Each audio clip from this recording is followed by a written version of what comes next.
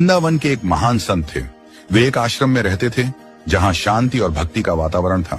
संत रोजाना बिहारी जी के दर्शन करते और धाम वृंदावन की परिक्रमा करते थे।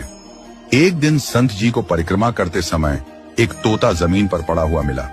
संत ने पहले तो थोड़ी देर इधर उधर देखा कि कोई तोते का मालिक तो नहीं है, और फिर संत उस तोते के पास गए तो देखा कि तोते की हालत बहुत खराब थी।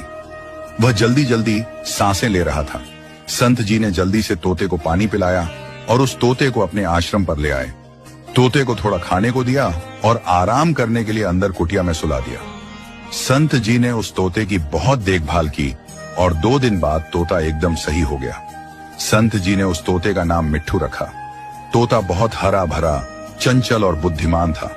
संत ने उस तोते को बच्चों की तरह पाला और उसे अपने साथ भक्ति में लगा लिया।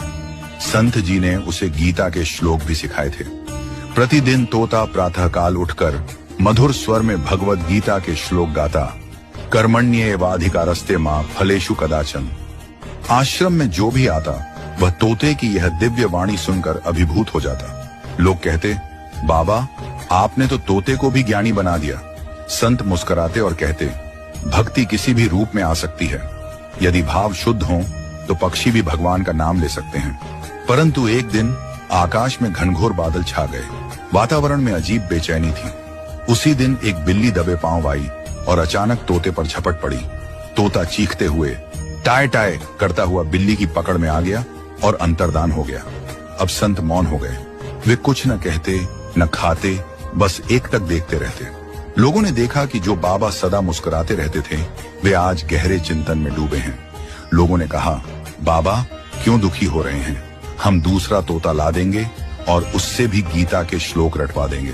संत ने शांत स्वर में उत्तर दिया, मैं तोते के चले जाने से दुखी नहीं हूं, बल्कि उस क्षण से दुखी हूं जब बिल्ली ने उस पर झपटा मारा।